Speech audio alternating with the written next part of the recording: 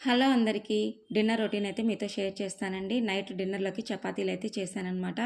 పాపని క్లాస్ నుంచి తీసుకొచ్చిన తర్వాత చపాతీ పిండైతే కలుపుకున్నానండి. తర్వాత పాపతో హోంవర్క్ అవి చేయించిన తర్వాత చపాతీలైతే చేస్తున్నాను. ఒక పక్క పాలు కూడా వేడి చేసుకుంటున్నాను పెరుగు తోడు పెట్టుకోవడానికి. ఇంకా తర్వాత చపాతీలైతే చేస్తున్నానండి. ఒక 1 అవర్ నానిన తర్వాత చపాతీలు చేసుకుంటే చాలా సాఫ్ట్‌గా వస్తాయి చపాతీలు. పిండి అప్పటికప్పుడు కలిపి చేశామంటే మాత్రం చాలా గట్టిగా వస్తాయండి. చపాతీలు ఎప్పుడైనా మెత్తగా రావాలంటే ఒక 1 అవర్ అయినా పిండి నాననివ్వాలి.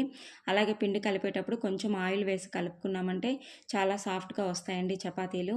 ఇంకా చపాతీల్లోకి ఈరోజు స్పెషల్‌గా కర్రీ అయితే ఏం చేయలేదు. మార్నింగ్ చేసిన టమాటా పప్పు ఉందనమాట. ఇంకా దాంతో అయితే చపాతీలు తినేసాము.